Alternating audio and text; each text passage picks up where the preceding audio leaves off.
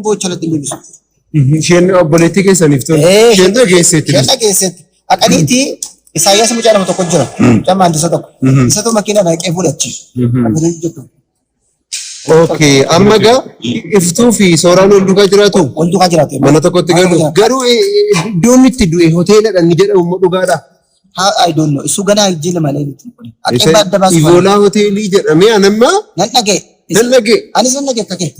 Amma garuu iddichi akkani cufameeru hoteelichi cufameera kan jedhu dhageenya amma immoo banameera kan jedhus dhageenya. Isa immoo dhaqanii ilaalan banama. Dura siin arguu fedhe nama na eegaa jiru jira amma wajjin deemne naa. Eeshi. Tokko kanatti naa qulqulleessuu kee kanan barbaadu fira reeffa firaa sagalgala gashanii ilaaluu jedhan. Jechuun nun amma obboleessa keessa caalaa jaallanne yoo jenne soban ta'uu hin danda'u. Natu laala. Sirriitti ilaalteetti. Qaama isaa bulloo asii hundi isaa galgala kana koo hakimiidha san. Nama barate yaala kee hakimiidha san. Isa fayyaadha. Eeshi. Jiru qaama isaa waan tokko dhiigiin jiru maal jiru. Asirraa xinnoo wanta dhidhiitee jira. Maa inni kun illee doktara gaafate. Ayi dhiiga fudhanne nutu. Okay. Sarjii gooneeti. Adda isaa. Dhiiga fudhanne kun saambooda asirra oolnaan dhiiga nutu fudhatee mirmaraa fudhanne malee waan biraa jiru. Inni kun yoo mina beektaa jalqaba ilaalee lammaffaa erga ilaaltee boodaan ni yuuka inni eeyyee. Malee inni cuubeedhaan waraanameera, wasteedhaan waraanameera, shubbuutiidhaan dhaameera. Jechuun amma nu atamma achirratti argite. Nun immoo karaa irratti gorre. Nu dursitee achi geessee. Egalee uummanni immoo mornu beekuu danda'a. Morna keenya beekuu danda'a. Mucaa kana jechuun itu lubbuun jiruusi waan nuti mucaa kanaaf keessattuu obboleessi Firaa'oonii fi an personaalii mucaa kanaaf waan goone. Kun bara malee itti manni koo yeroo lubbuun jiru waa'ee keessa.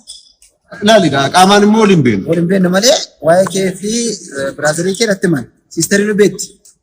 Deevis beekti. Haa ta'u gaa inni rakkoon qaba amma kanan godheedhanii dubbachuufis miti guddata. Waaqayyoo fa'aafu. Wanti ta'e hundumtuu kanan godheettee sin dubbattu namaaf gootees waan gootu. Garuu ani mucaan kuni guddachuun barbaada aartii nan jaalladha. Maaloo meeshaa akkas jennaan viidiyoo yuutuubii irratti hamma har'aatti isaan hojjetanii argatan hamma har'aatti argatan biyya tokko birrii tokko kaffalanii sin beekan. Meeshaan kan koodhaa obboleessa koo wajjin kiraayii mana aan Finfinneetti tun kaffaladhu. Buraayyuutti isaaniif jeetti birrii 5,500 kaffala.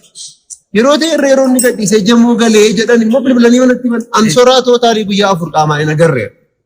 Garuu obboleessa koo wajjin hiriyaa waan ta'eef gaafa garaarraa qorii namni fiigni dhannee gaafannee isa kaan obboleessaa jira gaafa jedhamu kun Efreem lalisaa mucaan bal'aa jedhamus galmeessuuf jennaan noon jedheen Efreemiin aartii keessatti ol beela. Namni beeka. Lalisaan weellisaan aartii keessatti ol beela. Laloo isin galmeessaa amma salphina keessa galleera. Dargaggeessi kun du'eera. Namni qabeenya qabu nu keessaa hin jiru. Galmeessaati amma dandeessan maqaa wajjin yaadannoo fi fuudhaati saanduqni haa bitamuu jennee achi booda deebinee feesbuukii galee gaafa ilaalu namni tokko iyyuu poostateera. Anis poostiin godhe namni akka namni qaqqabuuf poost godhe. Amma beektaa nama tokko iyyuu haa ta'u nama keessatti gaaffii uumamuu hin qabu beektaa.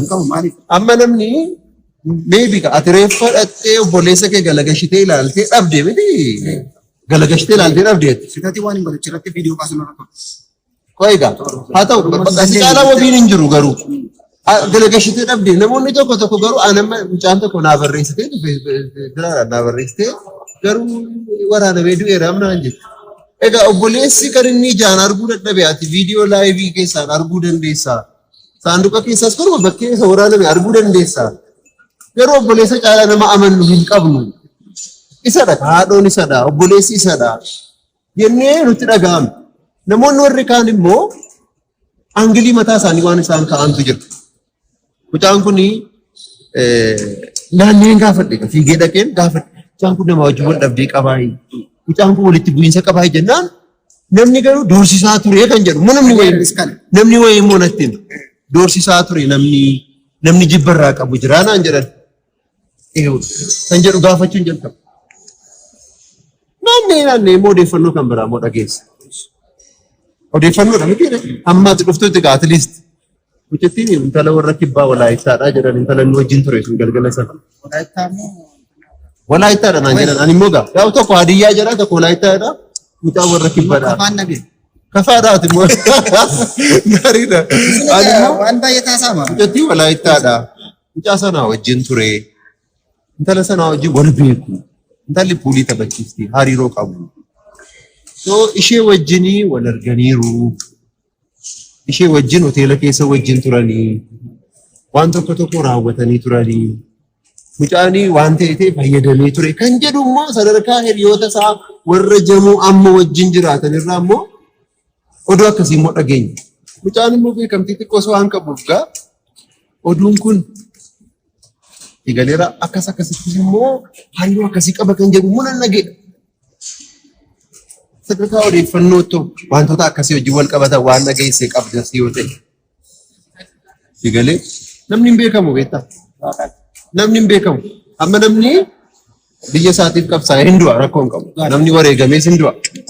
Qabsoo keessatti immoo aannan wareegama isinitti fuftanii bilisa baatuudha malee qabsoo keessatti aan dhufee milkaa'ee dhufee waan akkas jedhamu hin jiru miti. Yoo mucaan kun even mistake hima dhuunfaadhaan inni dogoggorra akkasii uumame illee dhaloonni irraa barachuuti qaba jedhee nama na beektaa. Bakka dhaloonni anan sobni sobaadhaa dhugaan dhugaadha. Isuma dhugumaa ammoo asatti sirrii. Ijni ijaadha jijjiiruu hin dandeenyu bakka. Eegalee jijjiiruu hin dandeenyu. Kanaaf mucaan kun yooma ofiisaatiin illee nun beektaan naasuudhaan naanedhannee bakka reeffa mucaa kanaa at least lafatti guyyaa tokko beennaa. Namni aartii keessa jiru immoo garaa laafa beektaan. Namni mucaa kana dura beeku immoo garaa laafa. Annee mucaa kana gaggeessuuf yaallee isinitu xiyyiitiidhaan rukutamee iyyuu noositeena nuun jedhan noositaan kun hojjetan keenya jiru. Inde mucaan kun dhaqanii poolitikaa guddaa keessa gashanii mucaa. Baay'ee nama kana haasaa beektaa. Poolitikaa cimaa keessa gashanii mucaan immoo poolitikaa keessatti hirmaata. Hin qabu keessaa waa tokko 0.5 waa'ee siyaasaa jaalatu suuraa.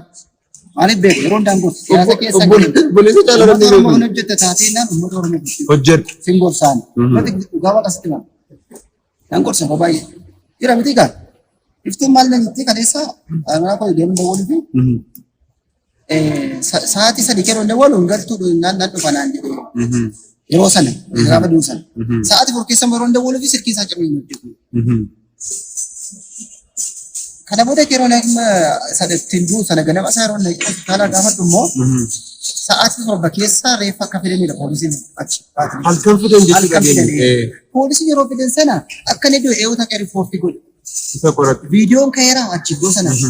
Manni sun kaameeraa qaba akkamitti akka du'e eewwata kan ajjeese maal arganiif nuti akkamitti beeksisa kana fa'aa gaafachaa ture kan nuti achi. Isaan booda ganaadhaan riizaaltii guyyaa 15 booda sitti naan jedhan isaan.